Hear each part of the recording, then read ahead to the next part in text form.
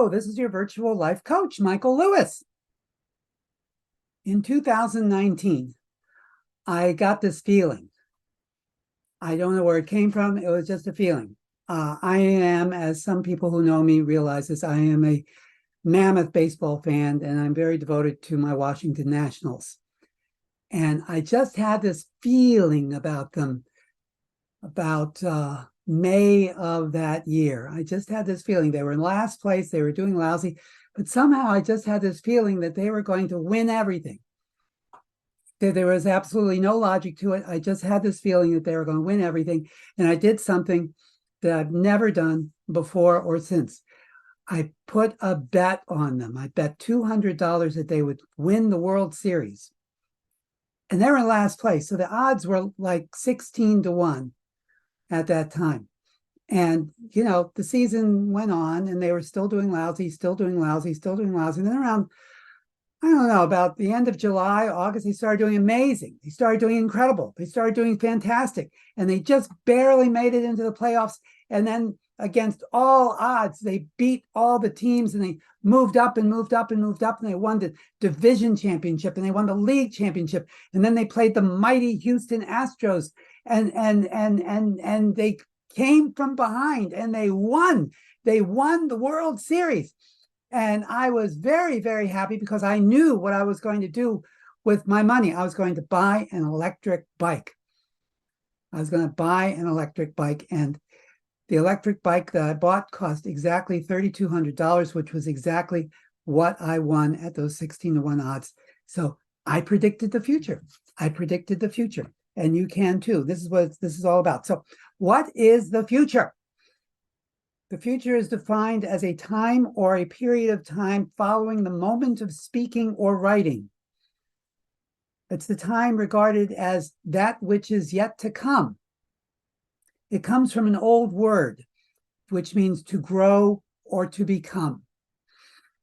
The future is an actual perception. You can perceive it. It's like sight or taste or touch. It's an actual feeling. It doesn't get a lot of play or importance given to it, but that's just what it is. Now, so there is a perception of the future. Sometimes you imagine something and it happens. Sometimes you have a feeling something's going to happen and it does. I bet you can think of some time right now when you knew something was going to happen. You just knew it. You knew something was going to be a certain way. It was going to happen, even though there was no logical reason for it. And then it happened, right? Well, there you go. Now, this has everything to do with the way that you look and think about things. Let's predict some stuff right now. How about making a prediction about income? How much do you think you're going to make the rest of this year? Is that based on what you made in the past? Or is it a feeling that you've got? You know, just sort of a feeling. Where do you think you'll be a year from now or 5 years from now? Is that a conclusion based on your data and your experience and so forth? Or is it a wish or an intention? Or is it just simply, again, something that you just have a sense of? None of my business. You know, this is between you and you. Most people use the past to predict the future. They'll look at the way that stock performed last year or the way the team looked last year and what trades they made in the off season, and they kind of make their bets based on what happened in the past. But just as often as not, they turn out to be wrong when they do that. Just as often wrong as right. People call this sort of thing, when you get it right, they call it luck. But it's not really luck. It's an ability. It's an actual ability to predict. And a lot of people poo-poo this, but it's still there. You can probably remember the last time something lucky happened to you. Would you say you had anything to do with it? Were you surprised? Again, none of my business, just checking. But the thing is, you can predict the future. You can. Can you predict everything in the future? No, but that's because you wouldn't like that. You'd get bored to death. You'd know the end of every suspense movie. You'd know all the sports results ahead of time. You'd know whether that person you like is going to say yes or no. and how the whole relationship turns out. And after a while, you get bored because all the spice and zest has gone out of existence. So no, you selectively choose to not know what's around the corner or what's going to happen in the last 5 minutes of the sixth sense, for example. But your ability to predict is there when you need it. It really is. Think of something cool you pulled off lately, and probably your sense of prediction had something to do with you being able to pull that off. I'll bet you've accurately predicted the future a lot of times. I'll bet you go to a party that you don't want to go to and you say, I'm going to have a lousy time at that party. And you know what? You do. Or you go to a party that you don't want to go to and you say, doggone it, never mind, I'm going to have a really great time. And you do. Oh my goodness. So you wake up one morning, you don't want to get out of bed. You say, today is going to be a lousy day, and it is. You have predicted the future. Good for you. It's amazing. How did you know it was going to be a lousy day? You are so powerful. Now, the future is actually a terrific place to be. It must be. It's got to be, because we're all heading there. There's more people heading for the future than there are for the Grand Canyon. So it must be a very desirable location. So just like any place that you're about to visit or go to, it would be good to know a little bit about it before you go there. So make those travel plans right now for the future. Now, what if your future doesn't look all that great? Well, what you're looking at really is something that you don't think you'll be able to change. Something that's coming at you, whether you like it or not, or whether you want to or not. Well, there's a trick that you can do to sort of outwit the future and make something better happen. Here it is. A person that I like and respect very much was president of a very large company, a lot of people working under her. And whenever it looked like they were in for a gloomy, low-income week or a not-so-good period of production or some such, she'd gather all the staff. There'd be like 100 of these people or so. She'd gather them all together. And what would they do? They'd move stuff around. They'd move furniture around. Move the fish tank. They'd move the coffee urn. Just move things around, kick up some dust, change some stuff around. And just moving some stuff around right now in the present created enough change that somehow the future also changed and the money came in. Now, you can also do this personally.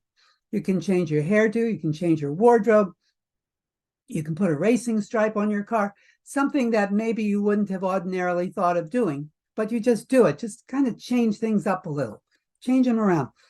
And what you're doing is you are changing what is about to become your past, and that will change your future.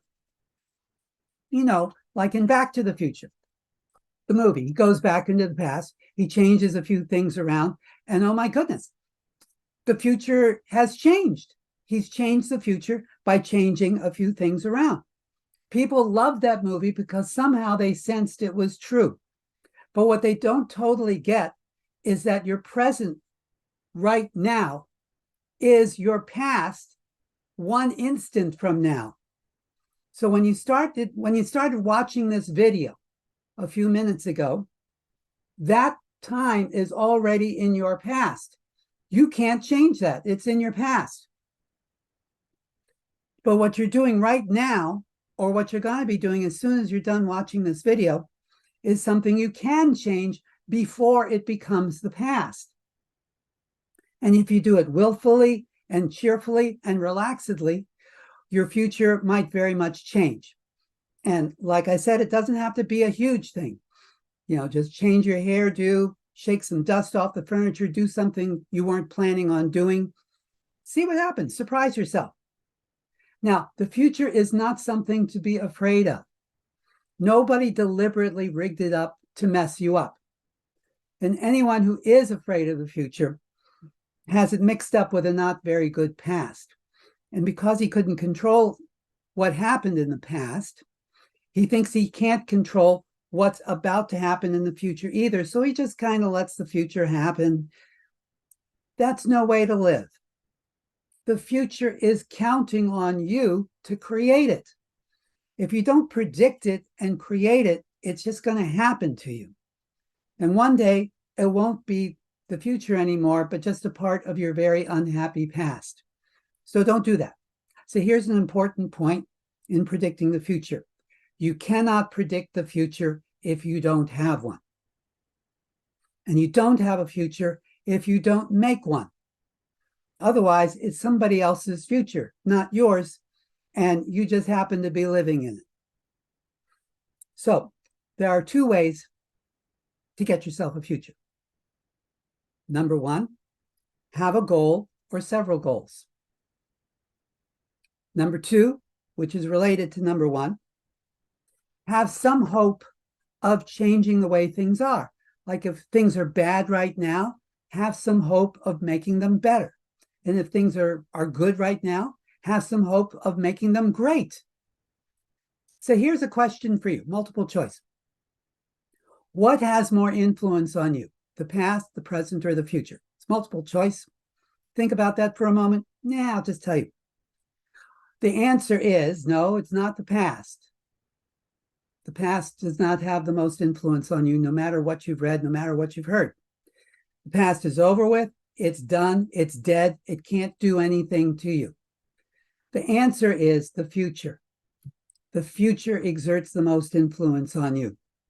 That's why the guy at the car wash is washing the cars. He's washing the cars so that he'll be able to pay the bills tomorrow and put food on the table. That's why you took a shower this morning. I hope you took a shower this morning so that people won't run away from you holding their noses at work during your workday. The future exerts enormous, enormous influence on all of us, which is a funny thing because here's something we claim to know nothing about, and it's having the biggest influence on us of all. So without goals, you have no future. And with no future, you may as well be a head of cabbage or a rock in the road, part of someone else's future. Take a few moments after this video and think of an area of your life where you really don't have any plans particularly. It's just sort of drifting along with no real goal for the future. So just for fun, set a goal for that part of your life. It doesn't have to be a big goal. It could be a little goal. It could be a medium-sized goal, just a goal. Something that's real to you and that's important enough to remember. And you will find that your life opens up just a bit. Yes, it does. And I'll tell you a secret, making sure nobody hears this. Having a future and continuing to have a future and continuing to have a future and continuing to have a future and continuing to have a future is how you live forever. That's all I have to say for now. So until next time, love each other, play nice, take your vitamins, observe posted speed limits, and never lose sight of who you are. Never, never, never lose sight of who you are. So long for now.